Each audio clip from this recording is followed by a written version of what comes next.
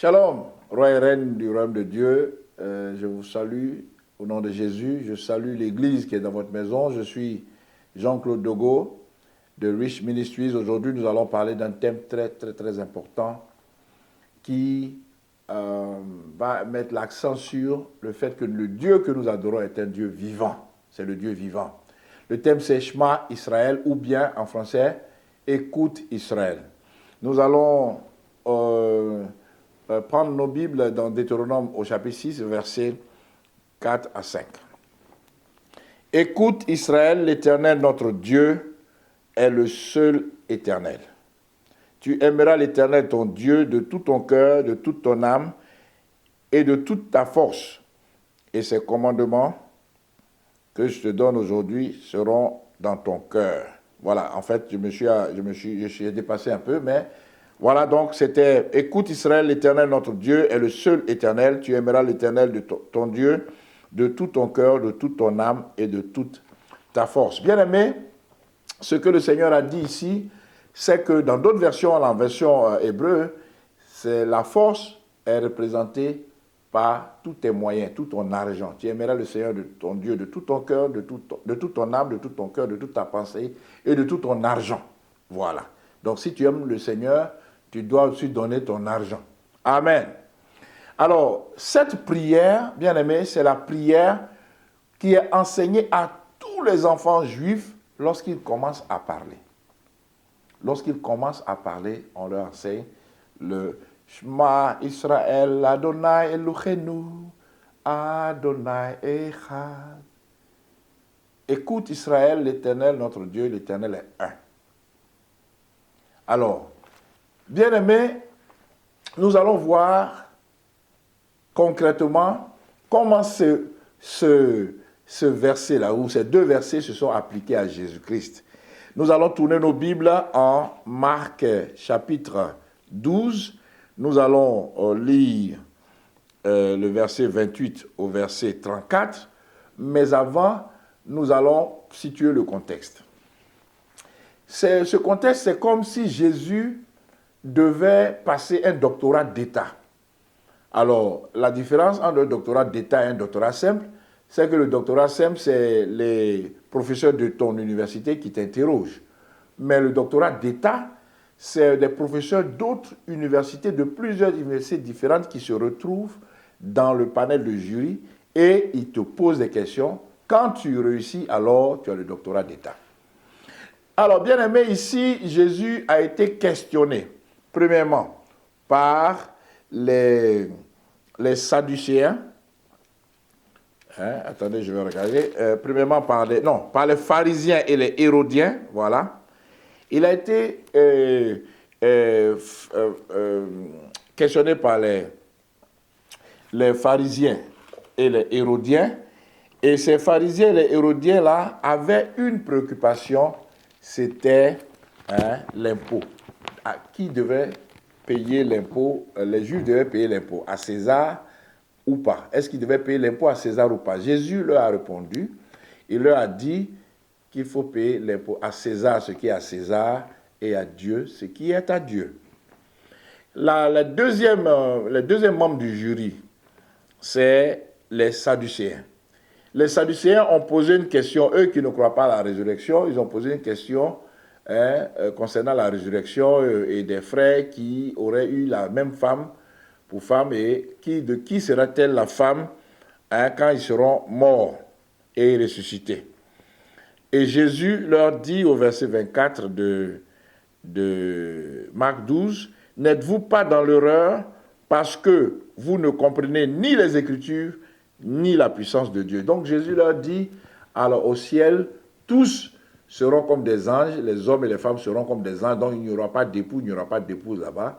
Donc les gens qui croient qu'ils vont avoir affaire à 70 vierges, ils sont avertis. Tout le monde sera comme des anges, ceux qui vont aller au ciel.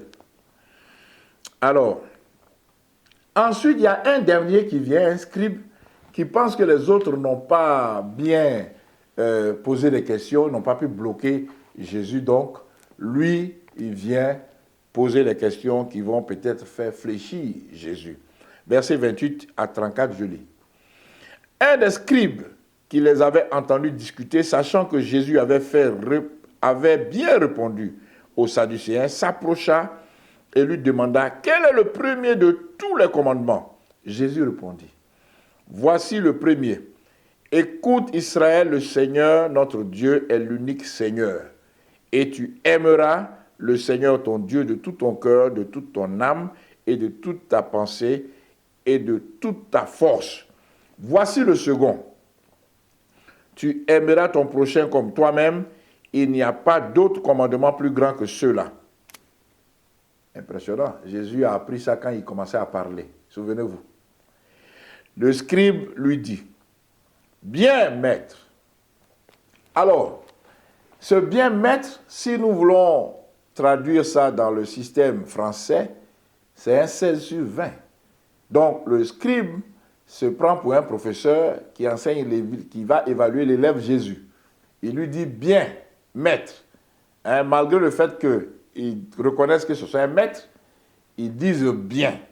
Vous dites, tu as bien répondu. Donc, il lui donne la note de 16 sur 20. Et dans le système anglophone, donc c'est un B+. Bien maître,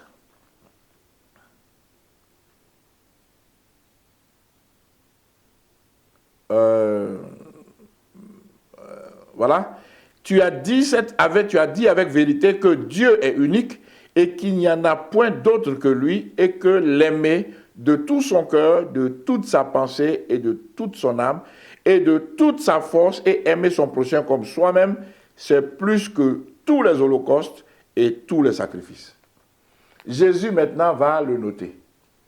Jésus, voyant qu'il avait répondu avec intelligence, donc Jésus a noté qu'il est intelligent, donc Jésus prend lui sa feuille de composition, maintenant il écrit intelligent. Lui dit, tu n'es pas loin du royaume de Dieu. Et personne n'osa plus lui proposer des questions. Jésus donc a noté ce scribe-là, qui s'était amusé à le noter premièrement. Il a noté bien, 16 sur 20. Jésus lui donne 19 sur 20. 19 sur 20 dans le système français et A- dans le système anglo-saxon. Mais Jésus dit, ton intelligence ne peut pas te faire entrer dans le royaume de Dieu. Écoute-moi le Seigneur.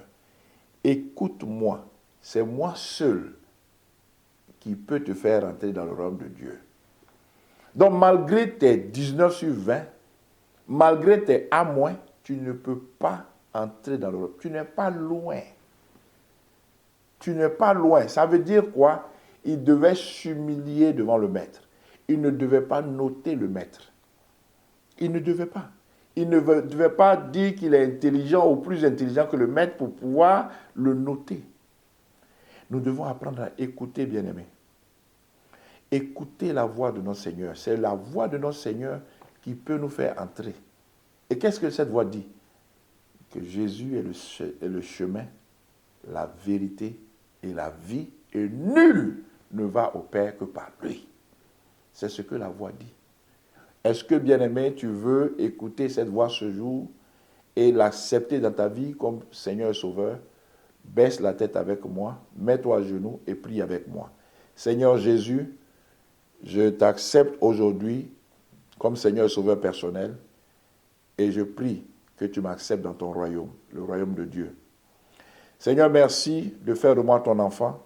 Je renonce aux œuvres infructueuses du diable dans ma vie et je t'accepte, sois mon Sauveur personnel et sois mon Seigneur ce jour et dans tous les jours qui me restent. Au nom de Jésus. Amen.